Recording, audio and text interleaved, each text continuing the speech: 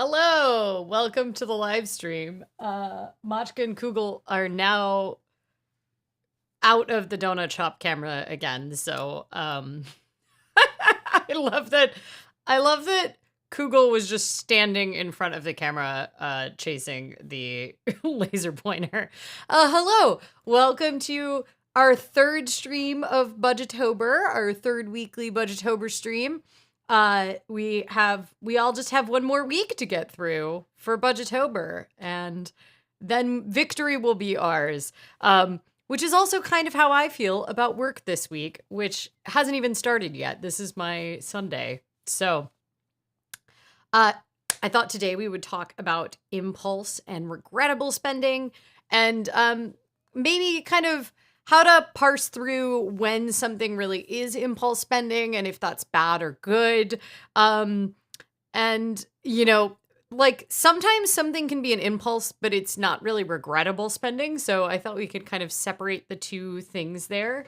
And then the other thing is I have two donuts, and maybe in keeping with kind of the theme, one of them I got just because I wanted it, which I will say the donut shop employee who like knows the whole rigmarole of what I do and like how I organize my donuts, and I live stream for them and everything, and I like pull up my little book to make sure I'm getting a new donut or whatever. Today I was like, I kind of just want to get the cinnamon roll because I want it. And he goes, isn't that normally why people get a donut? And I thought, you're probably right. So I have one donut that we haven't tried before, and then the other is the cinnamon roll, which actually we did try a couple weeks ago.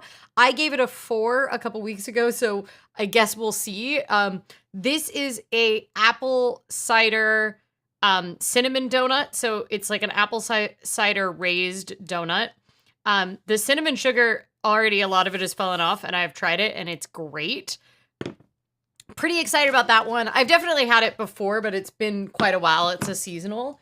Then the other one is this cinnamon roll, which I gave it a 4 out of 5 a couple weeks ago. So we'll see if I still feel that way. I'm incredibly hungry right now because my lunch, I did have lunch, but it wasn't like the most nutritionally dense lunch. So obviously the solution is for me to have a cinnamon roll.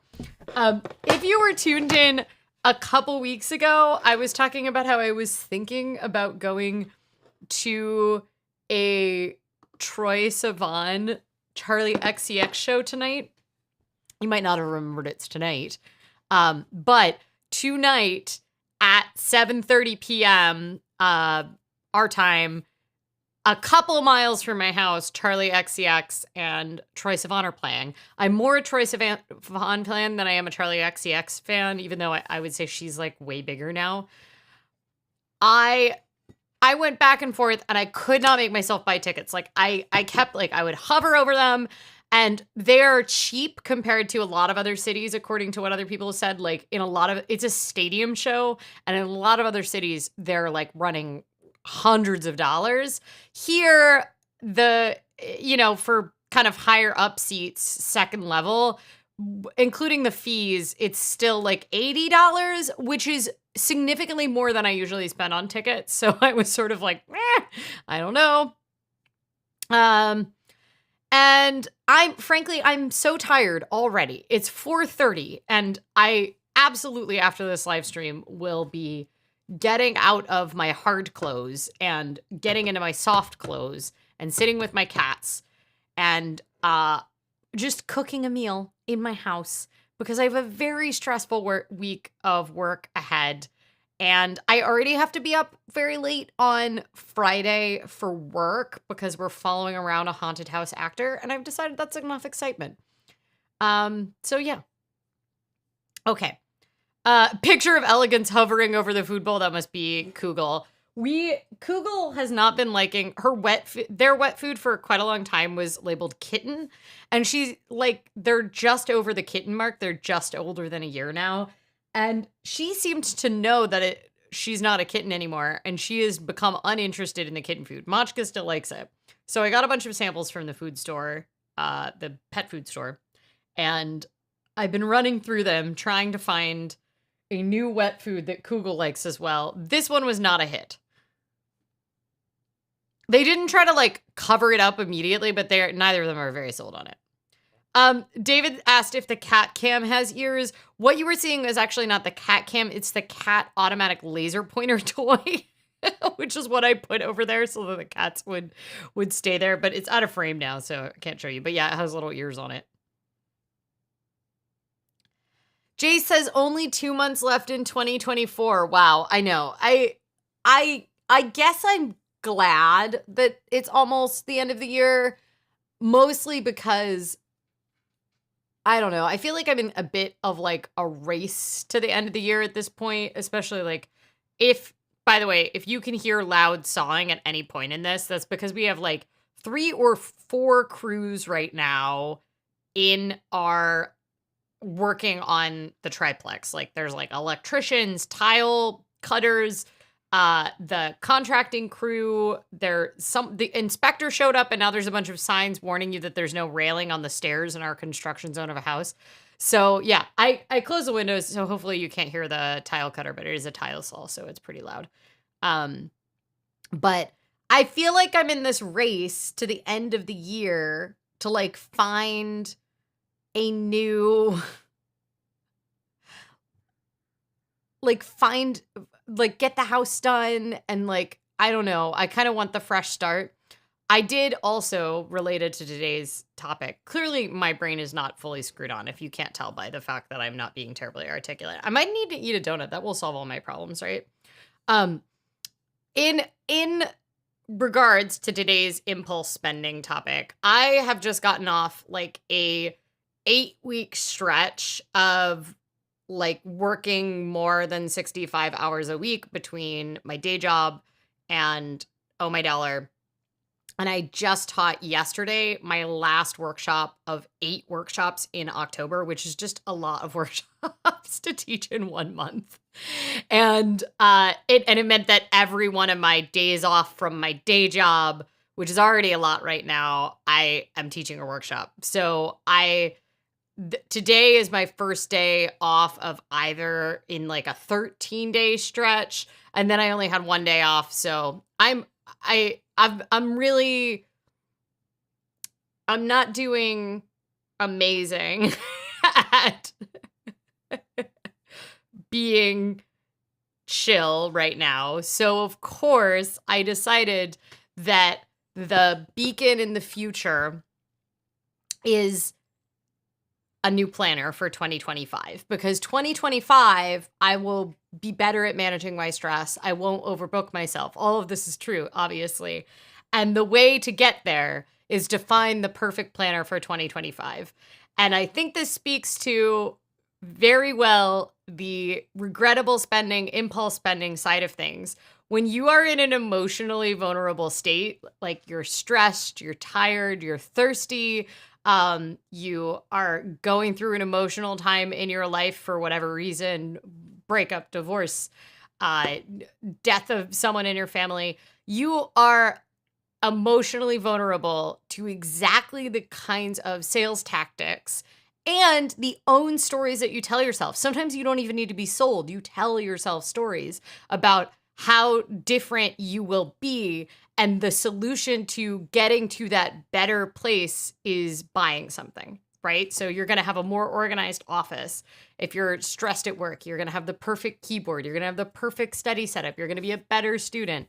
And when you're in those times of emotional fragility, in some sort of vulnerable state, and vulnerable state, I feel like sounds more loaded than I mean, but just like you are not operating at your best decision-making capacity because of factors in your life, it is very easy to get caught up in an idea, and that idea, you find a way where money can solve it fast, because usually it's because of something that's like bigger and harder to, you can't solve it fast, right? Like you can't get over grief immediately. There's no Band-Aid solution. Like it takes time. You can't get over divorce or like huge life changes with an easy solution. So that becomes one of the times where you get the most tempted to do this kind of therapy spending, this retail therapy, because you are trying to solve the problem faster. You're trying to solve whatever state you're in faster. I need you all to tell me how much my voice is being covered up by this tile saw. All the windows are closed, to be clear. David says, I need someone to tell me to stop buying circuit boards. Well, design me a keyboard, please.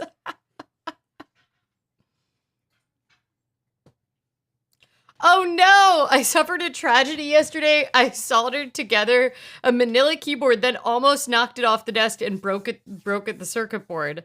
Oh no, almost immediately.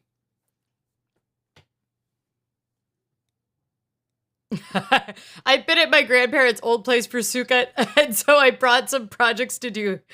As not a nightlife person, nor is this a nightlife place. Are you getting the projects done? I guess is my question. We hear both you and the saw. Hear you okay over the saw. Okay, well, I'm not going to stop progress on the house, so I'm not going to tell him to stop sawing, but I can't believe how much you can pick up on it when all of these windows are closed, but at least this mic is good. K-Walk Comedy says, finishing up rehearsal, so I'll probably catch the replays. It's lovely to see you. Hope rehearsals go well. David says, did I miss a House Files episode? I don't think you did. I think we're behind. We haven't had time because Aaron has been traveling so much and I have been working so much. So, yeah. Okay, so.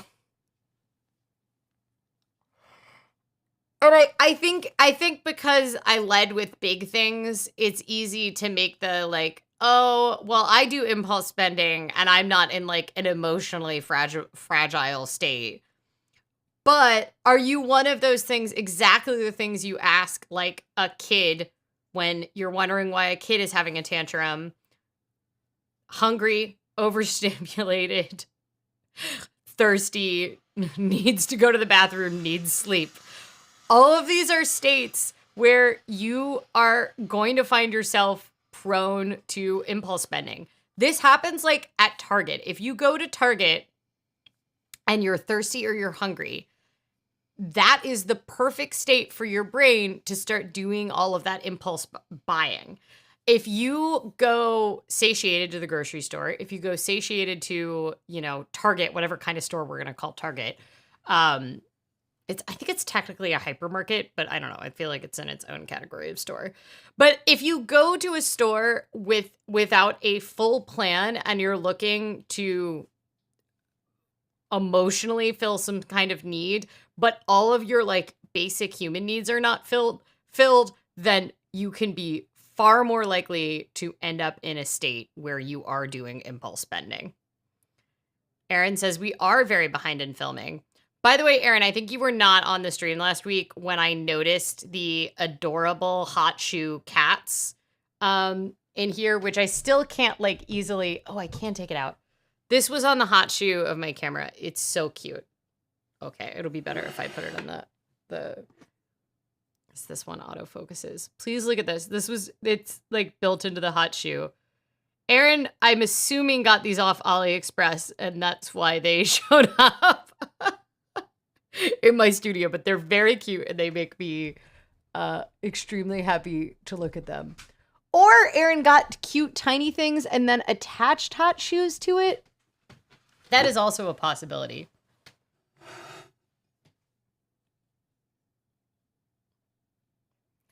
Okay, I have a question. How many computers do you have? Because this seems like more keyboards than one has computers they use regularly. Yeah, I noticed it while I was on stream, Aaron. It's very cute. The other one is harder to view from here.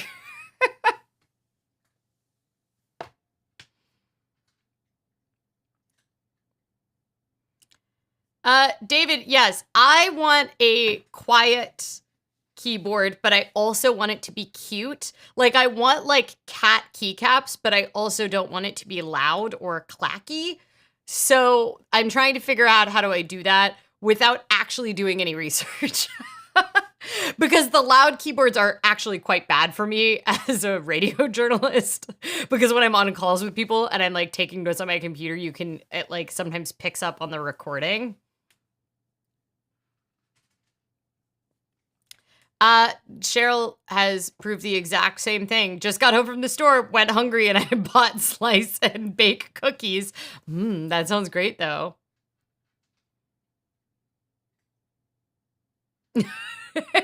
Maggie Underwood says, this is the first time in my life I've had the money flexibility to do this, but earlier this year, I did buy a $600 Rivendell Lego set because I was hating my job. So I bought that instead of quitting. Great. One of those things is that sometimes you have to have a discussion with yourself about if this will, it won't solve your problem, and you recognize that it won't solve the problem, but you're using it as an incentive. Because to me, this sounded like an incentive to stay in your job that you were hating. You were like, I have to stay in this job, so here's my incentive and treat. My question was it an impulse purchase, or did you, like, was this justification of staying in my job? Did this come afterwards? Or did you like kind of say like, okay, if I make it another month at my job, I get this Rivendell Lego set? Because I do think I think it's valid if you can incentivize behaviors with those kinds of treats. Sometimes splurge purchases are often not impulse purchases. For some people they are, but they're often not impulse purchases. And splurges aren't necessarily bad, even if they're a non-essential good, like a Rivendell Lego set. I will also say that I am a bikey enough person that you said Rivendell Lego set, and I assumed you meant Rivendell bikes, before I realized that Rivendell bikes is actually named after the Hobbit, and therefore you probably meant a Hobbit one. I do not regret this decision. I mean, if it, like, I think that, you know, I hate this term girl math. We've talked about how I don't like that term before, but I do feel like you could like math this out, which is like, if you stay at your job for one more week and you're making more than $600 a week, you're getting through one more week in exchange for the Rivendell Lego set. Oh, Winter! One, it's lovely to see you here. I see you're a new viewer. Winter says, hello, glad to make it. I've been reading the book and loving it. I'm autistic and ADUD. I never know how to pronounce it, but ADHD and autistic. And I feel like I can finally build a budget and feel in control of my money. Oh, that you're exactly who I wrote the book for. That is lovely to hear. I am so glad to hear that it is making you feel empowered. I hope that feels like some follow through. I will say, this is going to be a very chaotic live stream because I have like 2 brain cells left in my head at this point. I have been working so much, so I needed to do something big and impulsive. Okay, so I want to know, how long did you think about it before you did it, Maggie into Woods? To satisfy the angry brain demons. You were like, okay, well, the angry brain demons are gonna either make me quit my job or I'm going to buy a $600 Lego set.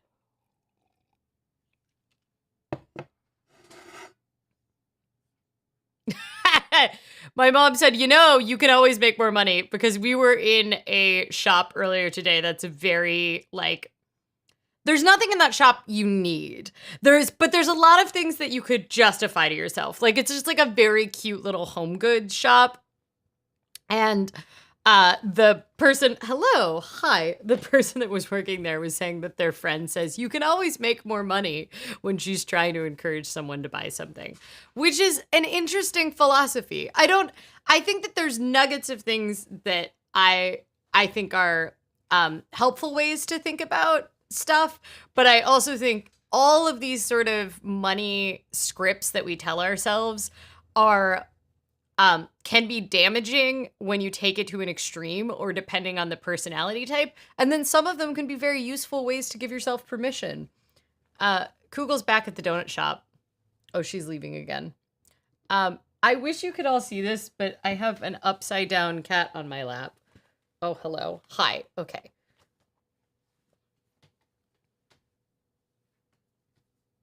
Well, she wants to get... I have a black wool cape on, so obviously it's the perfect time for a cat to Velcro herself to me. Oh, hello. Hi. Hi. That's a lot of noise in my ear. Okay, you want to sit on my lap again?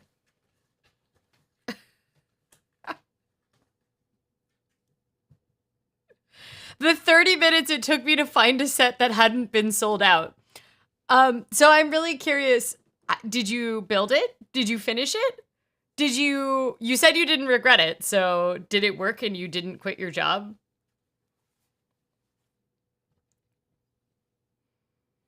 For $600, do you know how many keyboards I could make? I am actually really curious. You keep telling us to tell you to stop buying keyboards. One, that doesn't seem to be working because we tell you you should take a pause on the buying keyboards and then you come back and you say you bought more keyboards. And two, I don't actually know. How much are you spending on these keyboards? I don't have a good sense of what like expensive keyboards cost.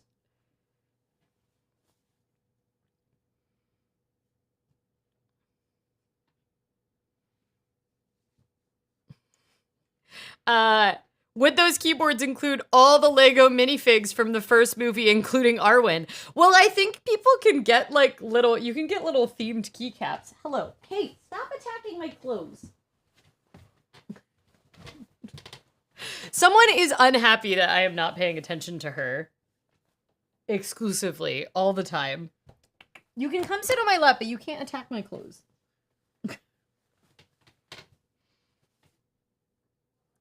Still at the job and still building the Lego set with my husband. Wait, wasn't this like quite a while ago? You said earlier this year. How early this year was it? And how long does it take to build this Lego set? Winter says, what do you do with more than one keyboard? Yes, excellent question, David. David, we would like to know, what do you do with more than one keyboard? Okay, what else was I going to say about impulse spending? Do we want to talk about strategies for dealing with impulse and regrettable spending? I think Maggie and DeWood's example was a great example of like, it was impulsive, but it was within the budget. And then it's ended up representing the symbol of not quitting your job. That is a great example of like, something that's impulsive doesn't always mean that it's regrettable spending, and something being a splurge doesn't always mean that it's regrettable spending. Like, I make a fair amount of planned splurges, especially with regards to like clothing and other things in my life where they're a splurge, but I plan for them. Like, I'm planning on getting like a $200 tea kettle in a couple months. And that's a splurge, but it's something I use every day. So, and will last me hopefully many, many years, maybe even decades. So David uses keyboards like Lily uses planners. Rude.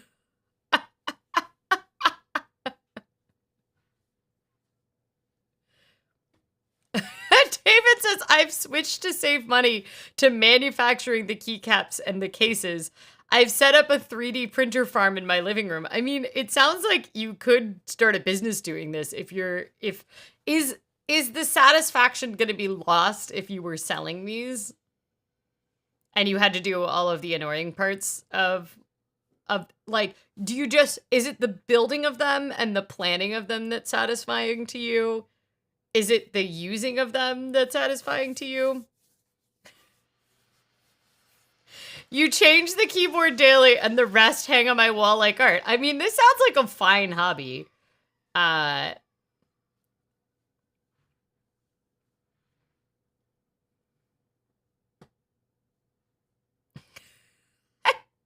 PCBs and switches only. Oh my gosh.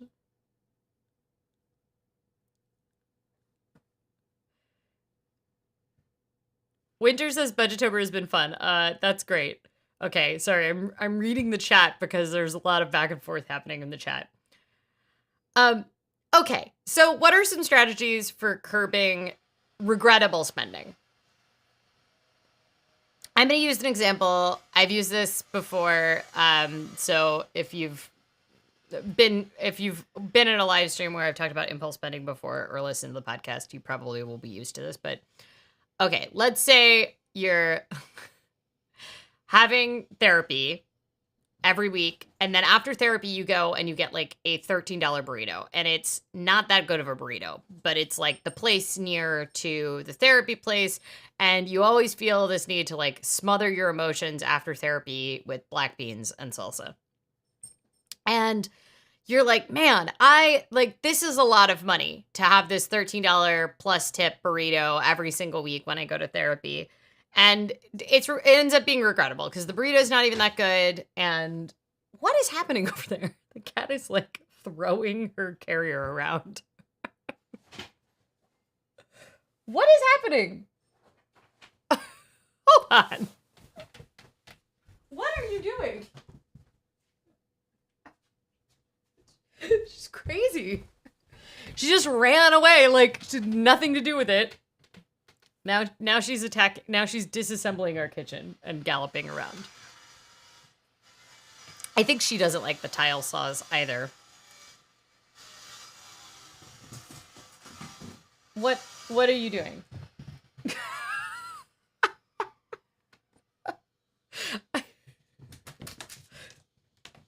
She's now attacking dust on the floor.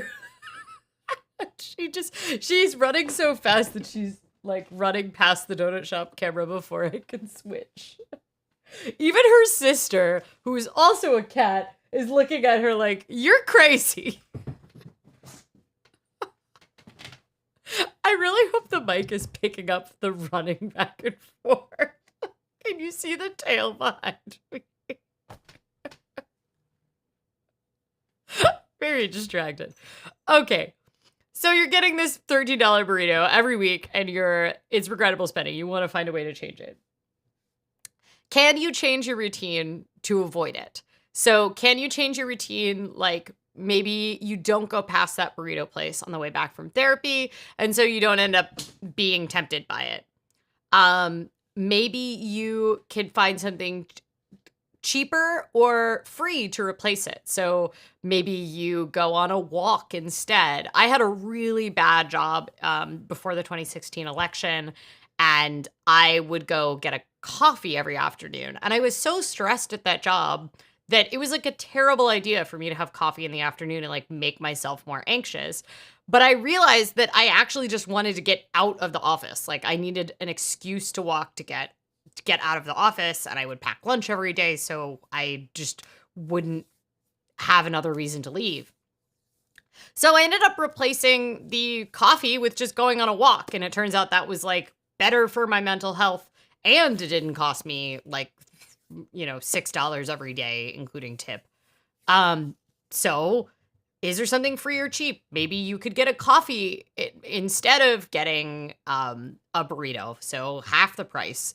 Maybe you could go on a walk to process your emotions and maybe you just need like a little break after therapy. Maybe you could pack a lunch that's like more affordable and maybe more satisfying than the overpriced burrito and go to a park after therapy before you go back to the rest of your life and, have your meal, but at a more affordable price and less likely to regret it.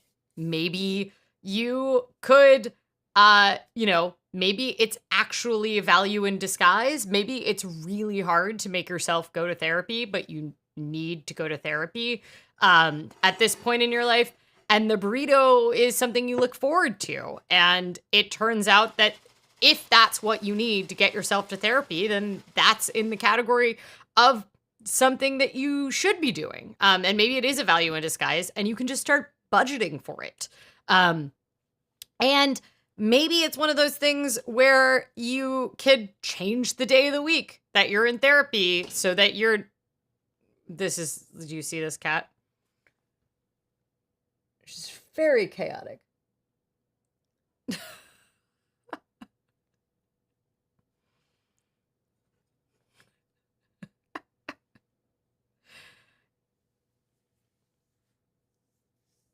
Oh, good. You can hear the running.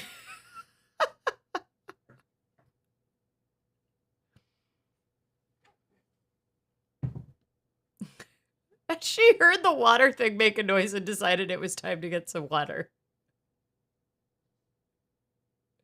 Is she just playing with the water instead? No, she's actually drinking the water. Okay. Okay, so those are some ways to deal with impulsive spending. And then probably the biggest one when it comes to impulsive and regrettable spending is just waiting periods. So, and that can be easier said than done, but putting something on hold at a store instead of buying it right then, usually you can put something on hold at least till the end of the day that you're there. You know, putting stuff in a cart and then coming back online and then coming back to it 24 hours later. A great example is like if you're shopping around it at Target and you're like, oh, do I need this stuff from the dollar spot? You don't have to buy it right then. You can say, okay, well, I'm coming back next week. I can get it I can get it next week if I still want it then. Waiting periods are a very effective way to combat impulsive spending as long as you can trust yourself to implement them. 24-hour waiting period, I think, is like the best amount, but even an hour sometimes you can walk away from something and chill out. Like a great example is if you kind of find yourself being very impulsive in, let's say you're in Sephora and you're like, you looking at your hands and you start adding it together, you realize it's $150 worth of makeup and you're not even totally sure that all of it is going to work for you. One thing that you can do is put that stuff back on the shelf. Maybe you could ask them to hold it for you. Go on a walk. The Sephoras are always in some kind of little fancy shopping district or mall or something. Walk out of the store without buying anything, and come back. Go get a coffee. Go on a walk around the block. Whatever you need to do to put some distance between yourself and the place that is entirely designed to make you spend more money, right? Any kind of implementing that waiting period can give you a little more clarity about whether or not you're going to buy something. This is also another way to kind of avoid impulse spending with some of those things that are like more challenging are things like doing grocery pickup where you already have it in the cart. You're doing it at a calm time when you're not hungry. You're not in the grocery store that's been laid out and designed to make you spend the maximum amount possible. And you're just picking it up. And so you're not going in and being tempted by literally the items that are called the impulse items, right? If it is that fish burrito place in Portland, I did actually get like a somewhat impulsive burrito a couple weeks ago because I'm very stressed at work right now and I didn't want to cook and I just wanted a burrito. I have this crazy-eyed cat on my lap right here. Who is flipping upside down. She's going to be probably climbing on my shoulder in seconds. Hi. Do I need to pan the camera down to show your craziness? I'm now covered in cat hair. She is the cutest. Gotta hydrate after a workout. I think that was a mid-workout hydration.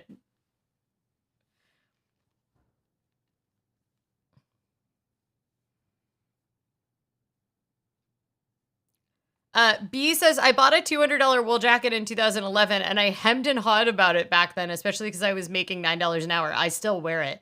Yeah, the things that I hem and haw about for a long time, even if they are like big splurges, I usually end up using them like extensively. It's things that are expensive relative to whatever their value is to me that I don't think about, that I end up often regretting purchasing more. It's the stuff that I ham and haw over where I'm like, oh, it's $200, so I really need it, blah, blah, blah. But yeah, all of my coats are a great example. Like things that keep you warm are a great place to spend good money, and things that go between you and the ground. So shoes, tires, those are a great example of things where the value of spending more money on them means they last longer. What are you doing? What's your plan? You don't have a plan. No plan. Okay, well, this kitten is purring now She felt like she was not getting enough attention, though.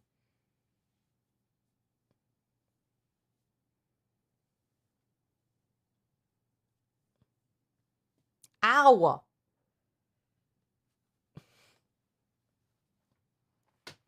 Ow!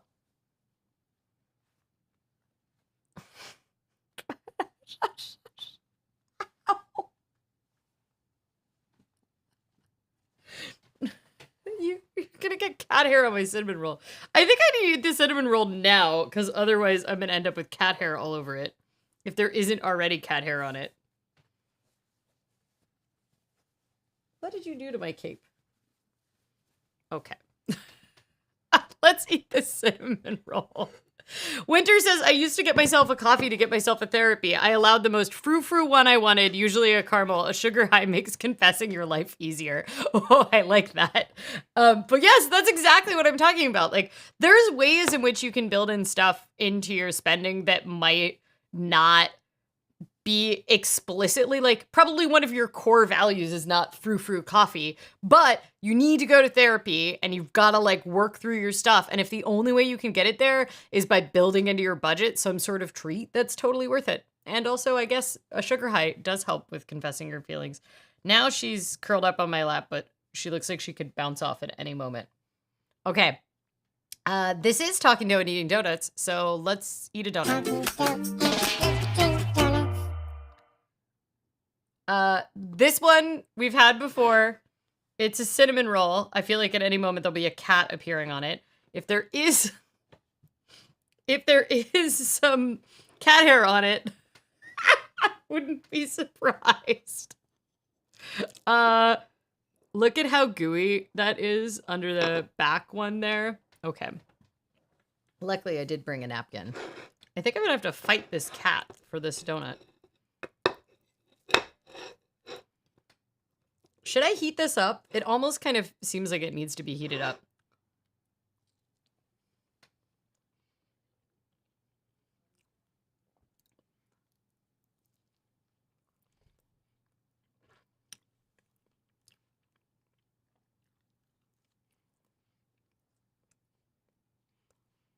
It's weirdly, I feel like it's not as cinnamony as I want a cinnamon roll to be. Cinnamon with extra cat hair. Yes, it's very, very responsible. Getting some extra fiber in there.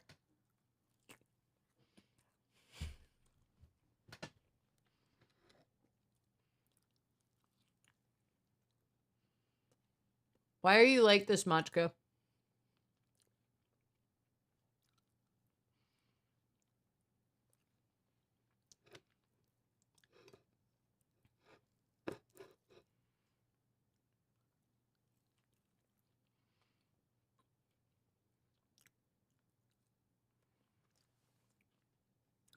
Winter says, for online shopping, I put everything I want in my cart and then I only keep one or two. It feels good adding them all and then I can narrow it down with less overwhelm. That is also the strategy I use. And I also am very into just completely abandoning my carts online.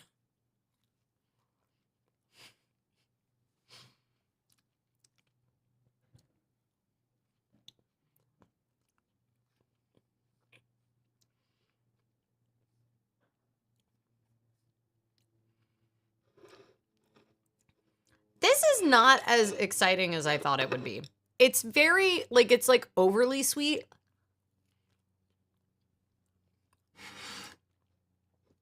I might save the inside for tomorrow because we have another donut. That's going to be my treat for filing one of the 3 stories I need to file this week, I think.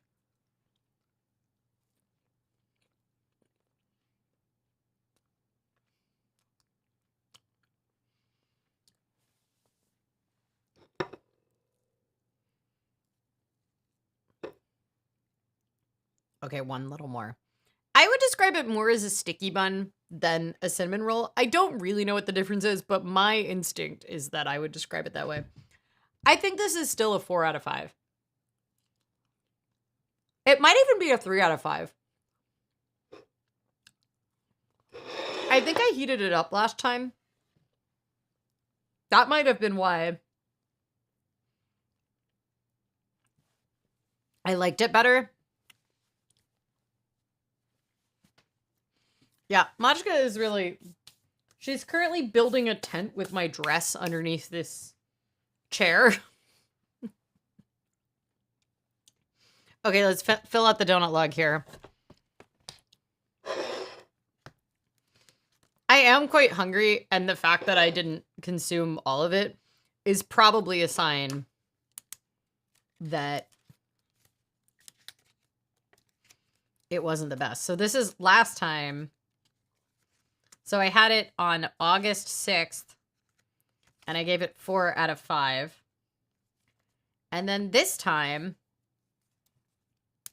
I'm giving it a 3.5 out of 5, I think.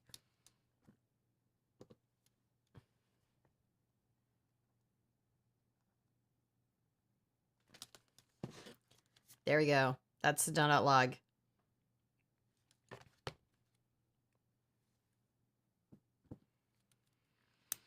Ooh, I put what I want in a wish list or wind up wish farm, and 99% of the time I go back to the list. I don't want to buy this stuff anymore. Yes, this is absolutely true for me too.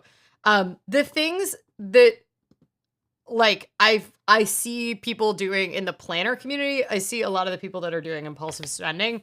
They feel very pressured by like these pre-order windows or these short windows that you have to buy stuff. But in reality, most of the time, you are going to, at the very least, know what's up for sale so that you can plan ahead of time. So even if you do want to hit buy in the cart, you can plan ahead of time so that you can buy with a short period of time. If for some reason waiting periods don't work for something in your life that has kind of these short sign-up windows, the problem that people run into is they don't have a plan, and then they get overwhelmed and they feel pressured by the time period, and then they get a bunch of stuff that they wouldn't get otherwise.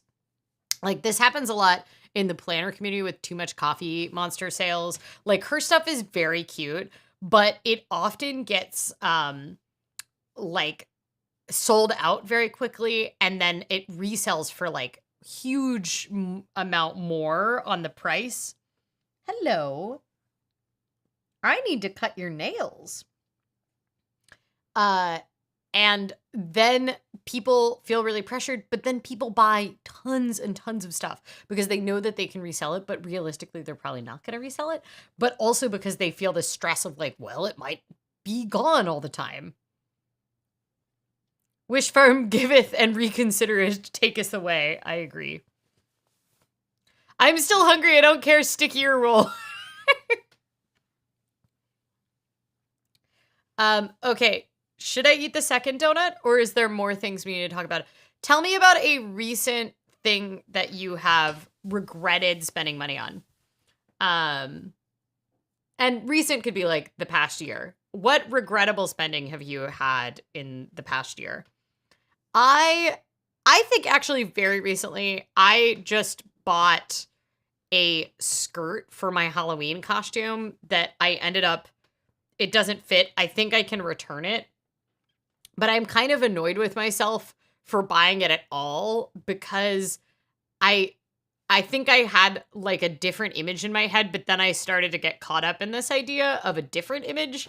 Ow! Stop it. Machka is really making live streaming extremely hard this evening. She is not feeling she's gotten enough attention. You cannot bite me. David says, I assume the thing I broke doesn't count. I don't know. I think that is regrettable spending if you like. It sounds like you enjoyed the process of building it. The problem was that it broke before you even got to use it, right? I did that fear of missing out thing with an indie yarn dyer I really liked. I still have so much that I never sold. Yeah, this happens in a lot of hobby communities, I feel like. So knitting is another one of those, or fiber arts in general. Hey, calm down. Montserrat says, I regret Invisalign because it was so expensive and turns out it was a waste of money because I have TMJ problems, so it won't do anything. Oh, that's frustrating. It made you feel scammed, but I also need to pay more attention to getting second opinions on medical procedures. Yeah, I feel like for something that expensive, that would be something. And that my mom is bringing up a van that they bought like 30 years ago. That's how cranky she is about the van. Was it a lemon? I can't remember if it was actually a lemon or if we just like kept having problems with it.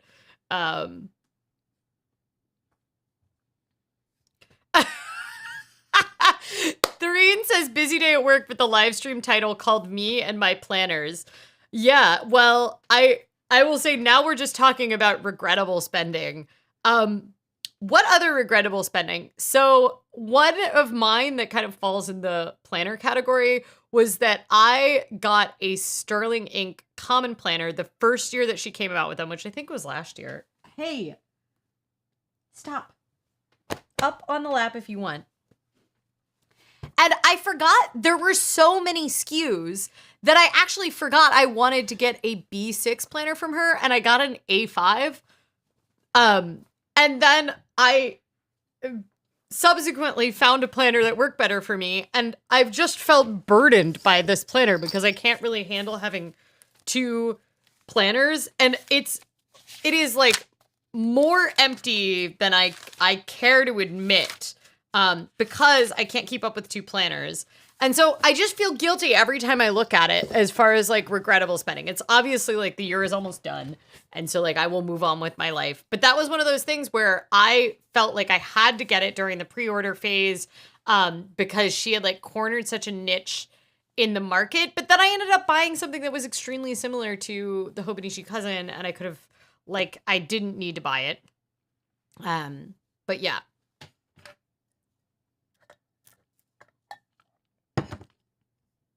Ha! Montserrat says, impulsive spending I don't regret at all is Japan shopping. Best use of my credit card. It's funny that I think medical procedures are more regrettable than clothes and stationery. Well, the clothes and stationery you get to see every day. But unfortunately, you don't get... She's now sitting on a poof over there. And it kind of feels like an angry sitting where she's like at any moment going to move from her little loaf to launch herself off. Stop looking at me like that. Do you not like the food? Is that what's going on? She doesn't like the food. Well, I guess that food has been eliminated from the bracket. I'm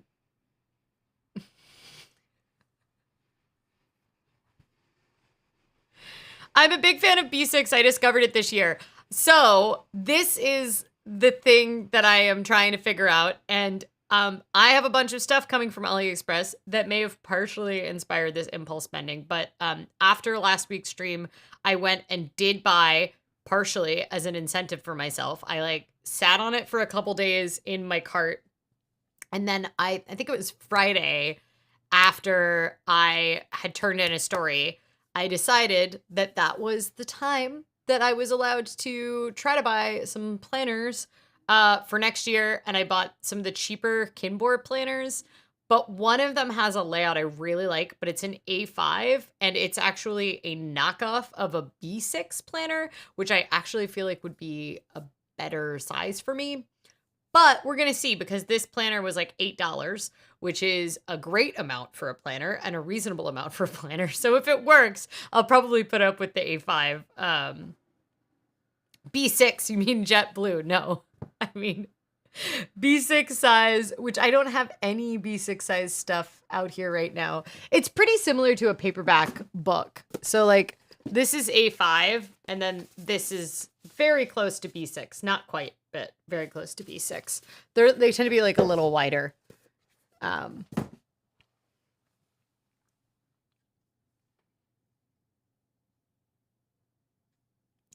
Oh, Sophie says I got LASIK surgery earlier this year and I had been thinking about it for ages. Turns out I had to immediately replace all my prescription sunglasses and migraine glasses. Oh, interesting.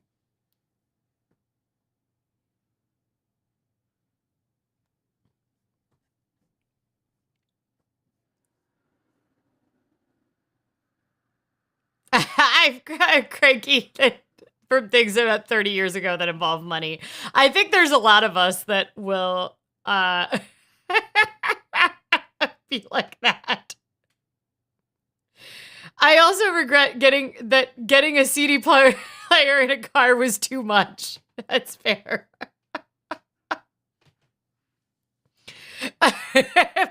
This is why I can't remember if it was lemon. My dad defends the van, but the company replaced like 3 transmissions. I do remember it constantly had trouble. That was in like Chrysler's dark years, I feel like. I don't know what the Ender 3 V2 is at all. Please tell me. Doreen says, I honestly know Hobonichi feels like emotional spending because it's becoming an emotional support planner now that, be honest, the Muji planner is fine.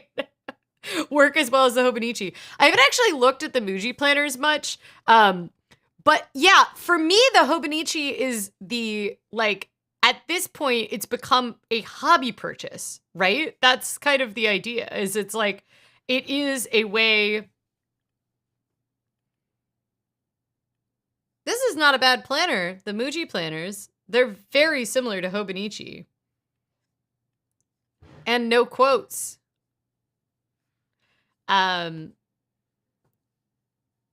Interesting. I had no idea. Now I hear my neighbor's construction, not yours. This is great.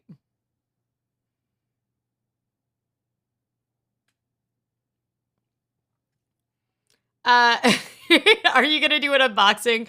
I saw the replay from last week and that toast calendar was very cute. I don't know if I'll call it an unboxing, but I will definitely do. I might even do, I shouldn't promise this, but I am considering doing an edited video as part of me being already ready for 2025. The long running joke, Winter, you're new here, but the long running joke is I never do edited videos, even though my YouTube channel is almost about to be 18 years old, and I just do live streams. And the long running joke is I'm going to do an edited video.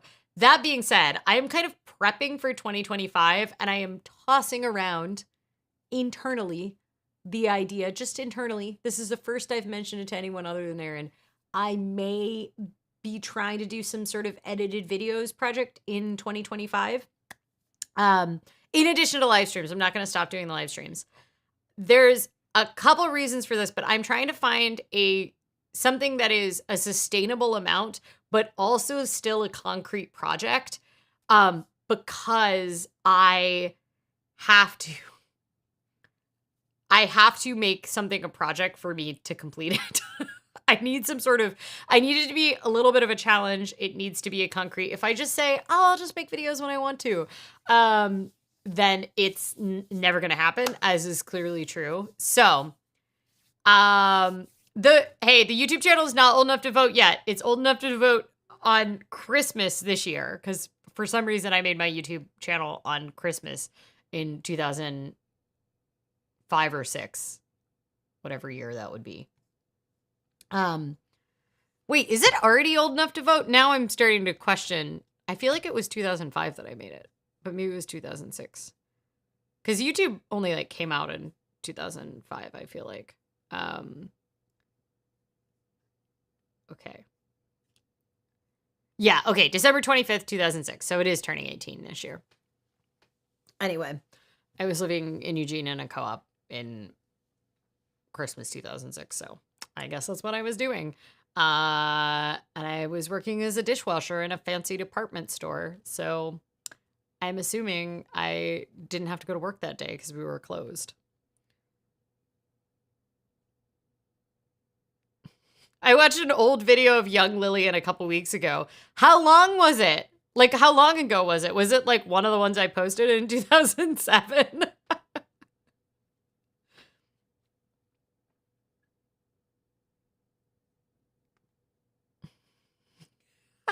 My mom doesn't like that I'm pointing out that my YouTube channel is old enough to vote because she's my mom. That's fair.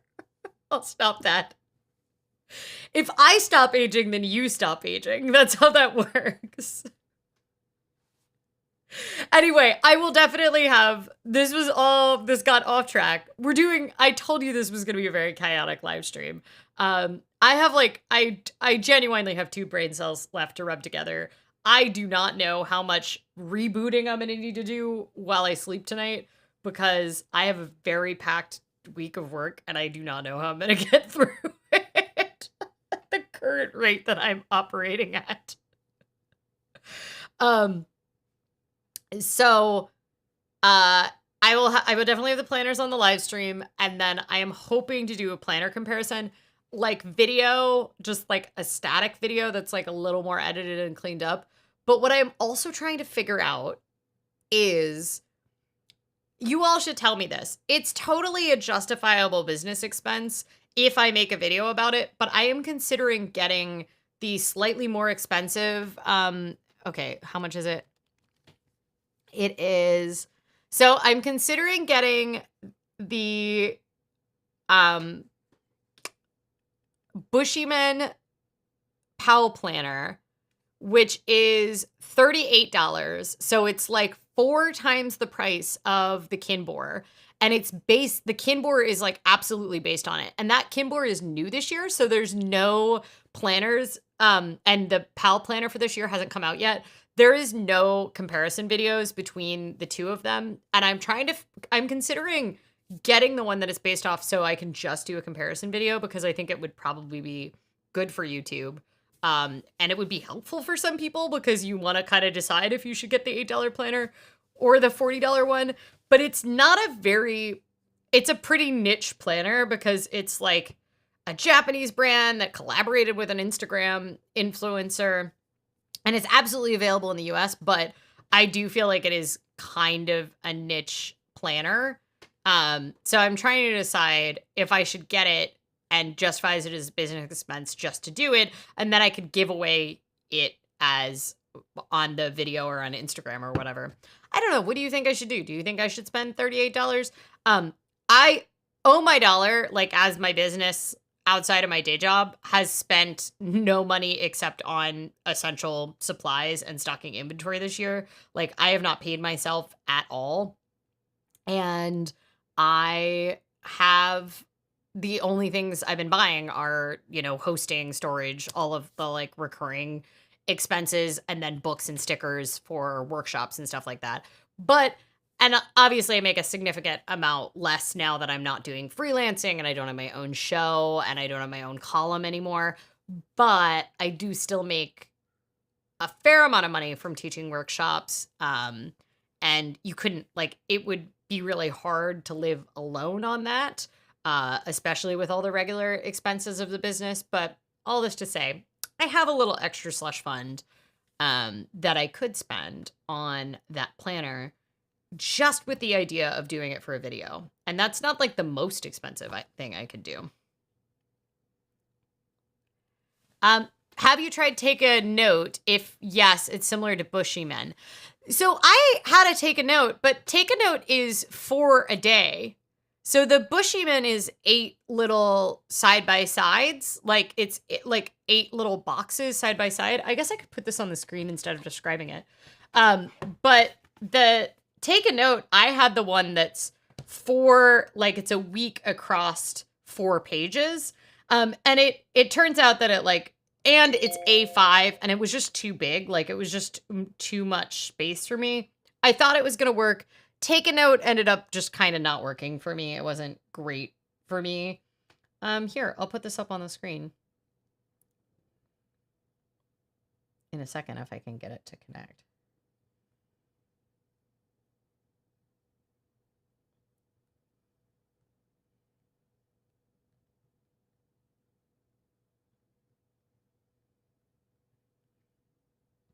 Okay.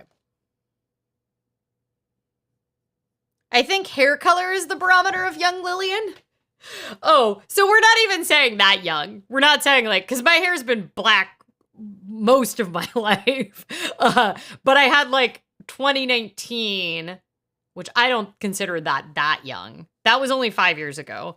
I was still in my 30s. But the pink, I had the pink and the purple hair. But I had shorter hair when I was younger. Like when I started this channel, because I have some old videos that are not the pink and purple. Doreen says, get the Kimbor. The only difference is the Tomo River paper. I already got the Kimbor. It's coming. It's on its way. But I was thinking it might be kind of cool to do a side-by-side comparison video for people. Because the Kimbor is new. Like the... Bushyman has a decent resale value. Well, it hasn't actually come out yet, so I haven't decided yet if I'm going to get it. I meant paper quality in terms of being similar. If it's just the layout, Kimbor is a good alternative to Bushyman. Yeah, I don't really care about the paper quality that much. I mean, I care about it, but I don't care about it that much. Why am I showing you my iPad instead of showing you? There we go. So this is the layout of the Bushyman one. It has like 8 boxes, but they're divided down the middle, which is what I really liked about the Kyoko Jinbun Techo Kyoko days. And what was great about that is it was divided down the middle in the daily page. And so you could like put your schedule over here when you had a really packed schedule, but you still had room for your to-do list. And I found it to be a very good layout like that, but their days book is a daily planner, and I just did not need that much. So here's the Jinbun days. And if I'm butchering my pronunciation of anything in Japanese, I'm sorry. I'm trying to find the days to show you all. If we had moved into my place yet, you would be able to see it.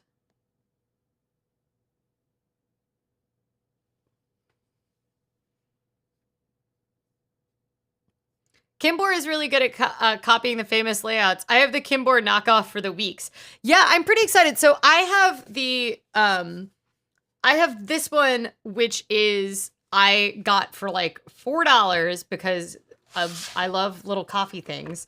And it is I quite like it. It's meant to be an undated planner, but I'm actually just using it as kind of like an all-purpose tiny journal. It's a little A6. It's very cute. I like a lot of things about it. Unfortunately, they don't have this coffee bean cover this year for the weeks, which I was bummed about because they did in previous years. I need dated planners. It's a problem. But I can't be trusted to date my own planners, even if it ends up meaning that sometimes I end up wasting pages when we come to regrettable spending. So, but I got the one that it's like coffee and baked goods themed, and it was like $4 or $5. So, you know, if it sucks, if it sucks for me, I can do a giveaway or something like that. But I have a feeling it's gonna be good. Okay. I just found, this is what the days layout looks like. And I had this one, it's very cute. I can't remember what the size was. I feel like it was close to A6 or something. And it was great, but it was a little too much space. So I ended up with like too many days being kind of empty. And so I do think A5 with this layout, but 8 times could end up working out very well. So yeah, I'm trying to figure out if I should do a comparison video between this one and the knockoff Kimbor. I don't know that I would buy this necessarily this is last year's, which is why it says sold out. But, I don't know if I would necessarily need to, like, I would want to keep this. I would end up just doing like giveaway or a resale or something like that. But I think the video itself would probably be valuable and possibly get a lot of views if I could get it out fairly quickly.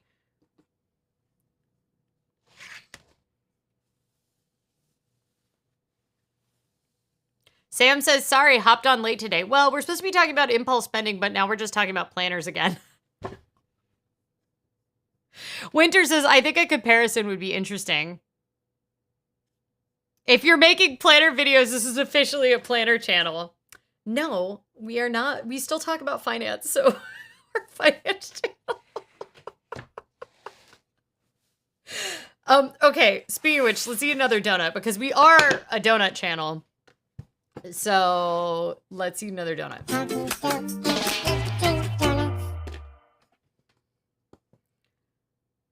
This one is the apple cider cinnamon sugar donut.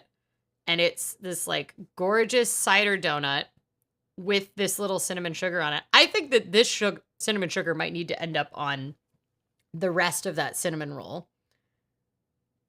And I've had this, but it's been years, so I couldn't, it was too hard for me to dig up what I rated it last time.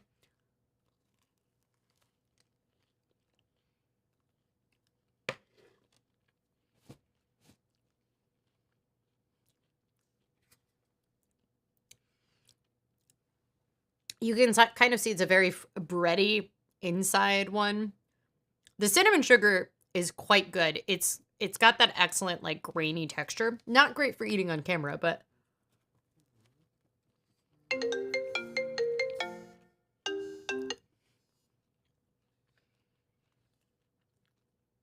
that call was my alma mater calling me, asking me for money. That just tried to come in.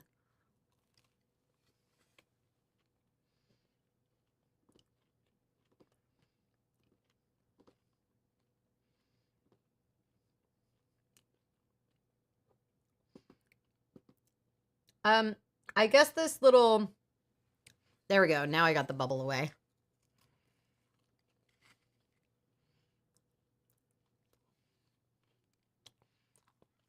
Shirley, what was your impulse buy planner?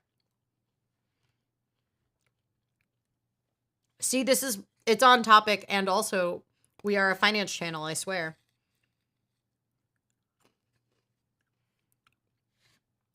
Thoreen says, sticker bombing Blake pages lessens my regrettable spending. My problem is I don't have a lot of large stickers. So, and I have a lot of like sticker regret where I don't want to put it. I have like a sticker hoarding tendencies.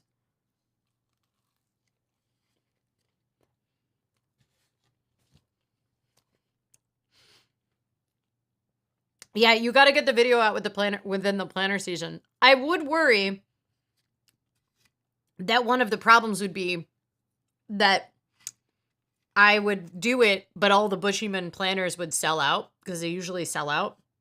And then there'd be no point in doing the video.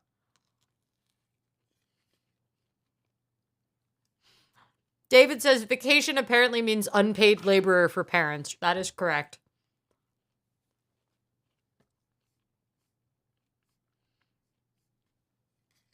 It is very crunchy. You are correct. It's very messy.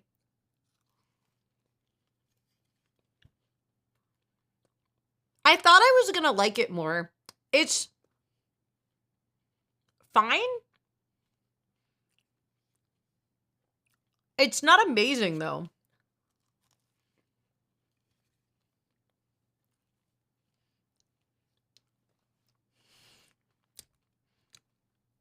Winter, you don't need to take the blame for the planner sidetrack.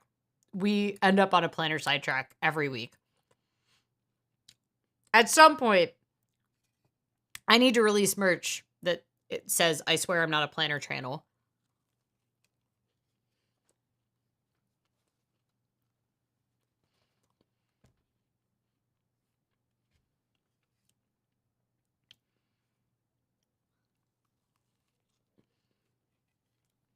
Oh, yeah.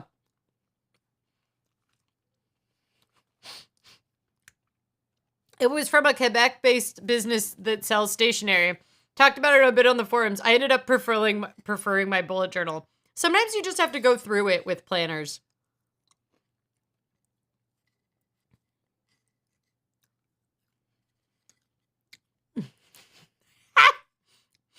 I layer tiny stickers. It's using the stickers, but still gonna hoard it in blank pages. That's probably a good perspective to have.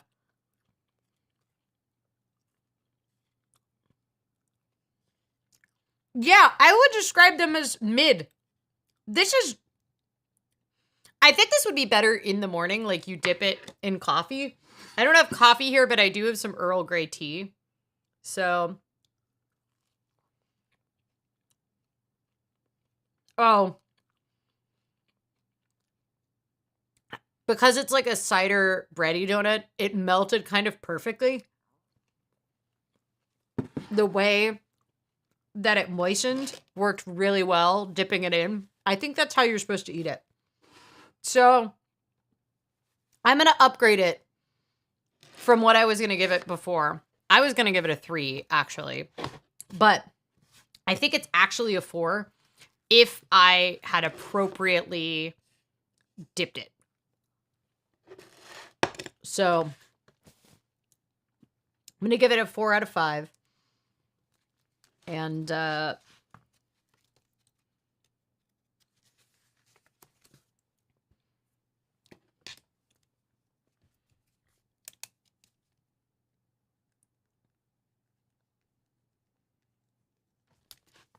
okay, there we go.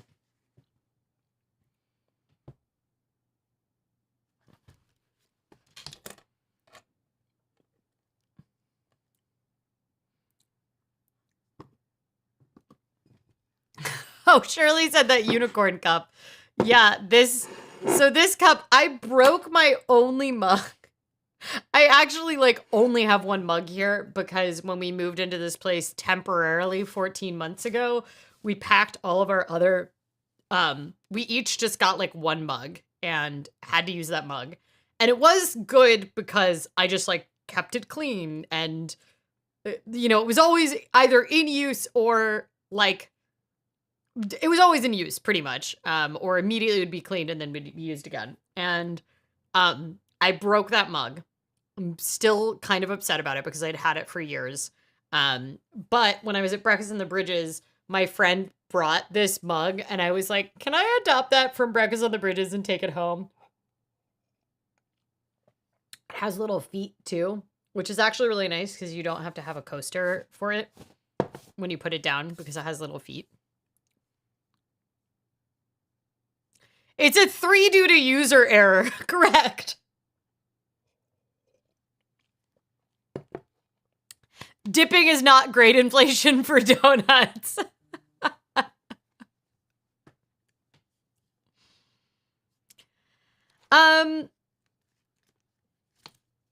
If I made edited videos, should I just become a planner channel? I don't think I have. This is what I keep discussing because I do feel like planner videos are the easiest lift if I want to make edited videos.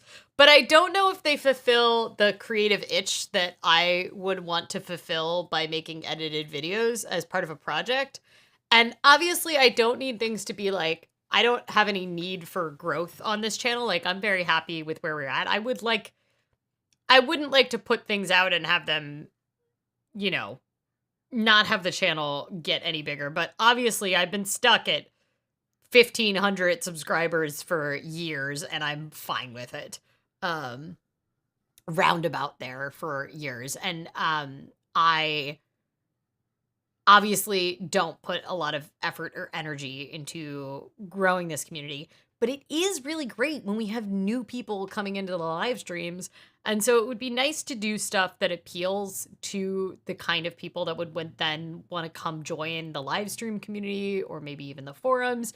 And when I think about that, I'm not positive that I have enough new and interesting stuff to put into the world when it comes to planners. Yeah, for editing, you wanted to be pants on fire, inspiration, follow your bliss. Well, the other thing too is that the stuff that it's extremely easy for me to script is too similar to my job. So any of kind of financy videos or explanatory sort of more journalistic videos are really close to my job, which gets me into possible bad territory with my contract. And then 2, I run into the problem of can I I need to have the editing because I edit all day at work, mostly audio, but I also do some video editing, and it's important that I am not doing exactly the same thing with my like free time as I do at my day job. And so for me, it needs to be like far enough away from my day job that it's actually like satisfying. One of the things that I really enjoy watching and I am very intrigued about making are the Japanese, mostly Japanese style of like vloggy videos where they barely talk. Like it'll just be whatever noise and often they're faceless. Like it'll just be like you'll see their hands eating breakfast and stuff like that. And I love watching those. I find them very nice and calming. I enjoy seeing the just someone's mundane life. But it is kind of far from my day job, but it would end up being a lot of processing audio, which is exactly kind of what I do at my day job. But then the flip side is the most annoying thing about like vlogging stuff is constantly setting up shots. And those, because they have so little speaking in them, rely even more heavily on the way that you set up the shots and the type of cinematography that you're doing. And it sounds creatively fun and challenging, but I don't know if it would be sustainable. I feel like I could do maybe one of those videos.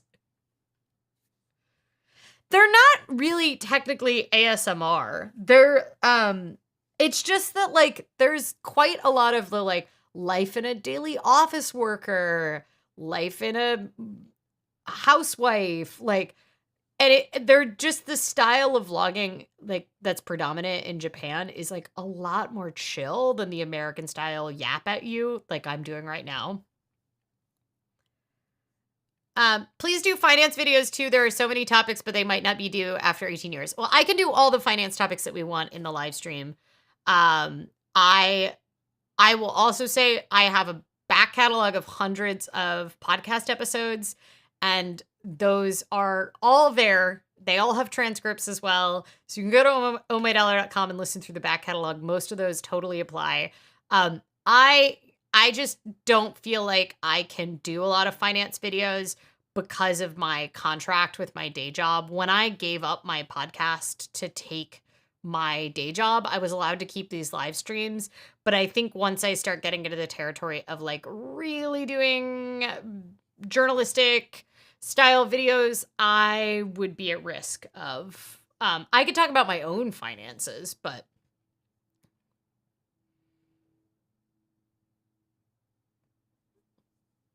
oh, yes, dyscalculia is hard.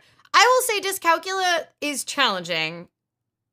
It isn't that is far less important for your money than anything else these days. We all carry around a pocket calculator, and the actual numbers themselves is such a small percentage of personal finance.